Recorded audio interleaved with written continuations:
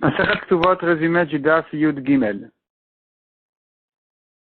La Mishnah traite le cas de quelqu'un qui s'est marié et qui voit que sa femme n'avait pas de Betoulim. Sa femme n'était pas vierge, elle n'avait pas le sang des Betoulim, et donc il l'accuse de dire qu'elle a été connue par quelqu'un déjà. Elle prétend qu'elle a pris un coup et qu'elle a perdu ses Betoulim. Selon Rabban Gamliel et Rabbi Eliezer, on la croit. Selon Rabbi Yoshua, on ne la croit pas à elle de prouver qu'elle les a perdus par un coup et non pas par quelqu'un, par un homme. La Gemara ramène ici deux manières de comprendre la Mishnah. Selon Rabbi Yochanan, quand le mari dit « tu as perdu tes Betoulim par un homme », il est en train de dire donc tu ne mérites pas 212 comme une Betoula, mais un mané pour ta Ktuva. Et elle qui dit non, je suis Moukat Etz, j'ai pris un coup, et c'est là où j'ai perdu le sang, elle prétend qu'elle mérite les 212. Selon Rabbi Elazar, par contre, leur dispute elle est sur un mané ou rien. Quand le mari dit, tu m'as trompé, tu ne m'as pas averti que tu étais déjà, que tu avais déjà perdu tes Betoulim, il est en train de dire donc, tu as perdu toute ta Ktuva. Tu ne reçois rien, zéro. Elle dit non, j'ai pris un coup, elle mérite un mané. La Gemara explique pour quelle raison Rabbi Yochanan interprète la Mishnah de cette manière, alors que Rabbi Elazar interprète la Mishnah à sa manière à lui. Donc la Gemara, elle ramène à chaque fois le raisonnement de chacun des deux. Pourquoi Rabbi Yochanan, il rentre dans notre Mishnah, en fait, ça va comme Rabbi Meir. Rabbi Yochanan qui dit que quand elle prétend être Moukat Et, qu'elle a pris un coup, elle mérite quand même les 212. Ça, c'est l'avis de Rabbi Meir, c'est pas l'avis des Chachamim, mais pourtant, selon Rabbi Yochanan, notre Mishnah, elle pense comme ça. Parce que d'après Rabbi Yochanan, lui, il pense que si le mari a été trompé dans le sens où on ne lui a pas dit qu'elle n'était pas Betoula, elle mérite quand même un mané.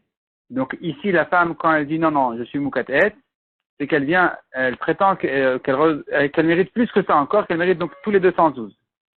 Ça, c'est la lecture de Rabbi Yochanan dans la Mishnah, tandis que pour Rabbi Elazar, la dispute entre eux est plutôt sur un mané ou zéro, parce que Rabbi Elazar, il pense que la Moukatet ne mérite qu'un mané, alors que si elle a trompé son mari, et elle ne lui a pas dit qu'elle a déjà été même violée par quelqu'un, elle ne mérite plus sa Ktuva parce que le mari aurait dû être averti. La Gemara ramène encore de quelle manière on va expliquer Rabbi Yochanan et Rabbi Elazar dans la Mishnah. Passons à la Mishnah suivante. La Mishnah suivante traite le cas d'une femme qu'on a vu aller avec un homme.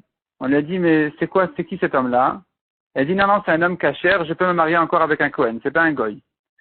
Je peux me marier encore avec un Kohen. Ça, c'est un cas. Deuxième cas, c'est si on l'a vue enceinte, on lui a dit, mais de qui tu es enceinte? Alors qu'elle n'est pas mariée. Elle dit, non, c'est d'un homme cachère. Et donc, voilà, il n'y a pas de problème, quoi. Et là, selon Rabban Gamliel et Rabbi Eliezer, à nouveau, on croit la femme. Selon Rabbi Yoshua, on ne la croit pas. On ne la croit pas, et donc elle est psoula. La Gemara explique qu'est-ce que ça veut dire qu'elle était avec un homme. Qu'est-ce qu'elle faisait avec lui? Soit elle s'est isolée, soit, selon un avis, on sait qu'elle a eu des rapports avec lui. Et donc, sur ces cas-là, la Gemara explique à chacun à sa manière comment comprendre la Mishnah. Puisqu'on a deux cas dans la Mishnah. Si tu dis un cas c'est elle s'est isolée, un cas elle était enceinte, je comprends. Si tu dis un cas c'est elle a eu des rapports, un cas elle était enceinte, ça revient au même. Alors la Gemara dit non, parce qu'il faut savoir quel est le statut d'elle et quel est le statut de la fille. Si le bébé qu'elle a maintenant dans le ventre, c'est une fille, est-ce que cette fille-là pourra se marier avec un Kohen, oui ou non? C'est sur ça que sont en discussion Rabban Gamliel et Rabbi Yoshua. Aussi bien sur la mère que sur la fille. La Gemara dit encore, la Gemara ramène des objections. On voit une braïta qui dit qu'une femme qui s'est isolée en cachette dans une ruine, on lui a dit qui c'est cet homme-là? Elle dit non, il est Kohen, c'est bon. Enfin, donc je suis pas psoula pour un Kohen.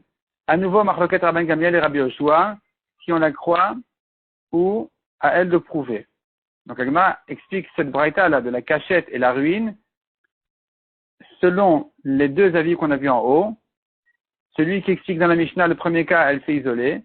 Et celui qui explique le premier cas de la Mishnah, elle a eu des rapports. Ici aussi, tu vas, selon chaque avis, comprendre pourquoi on a dû parler d'une cachette et d'une ruine. Donc il y a les deux cas. La cachette, elle s'est isolée. La ruine, on sait qu'elle a eu des rapports. Ou bien on dira non. C'est que quand on sait qu'elle a eu des rapports qu'elle est interdite, d'après Rabbi Yoshua, simplement, on te dit ici, il y a deux cas. Il y a dans la ville et il y a dans le champ. Malgré que dans les champs, on pourrait dire qu'il y a une majorité de psulim parce que c'est un homme qui vient de loin, de l'extérieur. Or, il y a une majorité de goïm sur terre. Malgré tout, selon Rabban Gamliel, elle est kshera. On va continuer à ramener encore d'autres objections sur cette discussion-là à savoir, est-ce que si on sait qu'elle a eu des rapports, est-ce qu'il s'agit d'un cas dans la Mishnah qu'on sait qu'elle a eu des rapports ou bien il s'agit d'un cas où elle s'est que isolée avec cet homme-là pour comprendre la marquette de Rabban Gamliel et Rabbi Yoshua. Donc le Gemara ramène toute une discussion entre Rabban Gamliel et Rabbi Yoshua dans une braïta. Pourquoi on devrait la croire, pourquoi on ne devrait pas la croire? Rabbi Yoshua il compare ça au cas d'une femme qui était chez les Goïm, et là on ne la croit pas, on considère qu'elle est psoula même si elle prétend qu'elle n'a pas été touchée par eux. Donc Rabbi Yoshua il veut comparer ce cas-là à la femme qui s'est isolée avec un homme, où là tu dois craindre qu'effectivement il y a eu des rapports et que donc elle est psoula, pour la même raison. Puisqu'on ne distingue pas entre une majorité de psulim et une majorité de kshérim d'après Rabbi Yoshua. Alors que Rabban Gamliel lui dit, dans tous les cas, elle est kshera. Dans tous les cas, elle est kshera. Tant qu'on ne sait pas qu'elle a eu des rapports avec un homme pasoul, elle est encore kshera. Donc, toute une discussion entre Rabban Gamliel et Rabbi Yoshua dans une braïta. Finalement, de là, on a une preuve que il est clair ici que même dans le cas où elle ne s'est que isolée avec un homme, déjà, il y a lieu de l'interdire selon Rabbi Yoshua. Donc, ça serait une objection pour celui qui dit que c'est que dans le cas où on sait qu'elle a eu des rapports ou qu'elle a été enceinte, qu'elle est interdite. Mais sinon, non. Ici, de cette braïta-là, on a une preuve que même dans le cas où elle s'est isolée, déjà, Rabbi Yoshua, il va l'interdire. La Gemara ensuite ramène une discussion. Selon Rabban Gamliel, que la femme, elle est kshera, en disant c'était un homme kasher, est-ce qu'elle est kshera et sa fille aussi, qu'elle va accoucher maintenant, sera kshera pour un Kohen, ou c'est elle qui est kshera, parce qu'elle a une chazaka, hein, le statut d'avant, c'était qu'elle était kshera, mais sa fille, qui n'a jamais eu une chazaka de kashrut, depuis le début, sa fille-là, il y a un doute sur elle, peut-être que elle, même selon Rabban Gamliel, elle serait psoula. Donc c'est une discussion ici entre les Amoraïm, à savoir, est-ce que le bébé qui va naître, si c'est une fille, est-ce qu'il est kasher ou pas?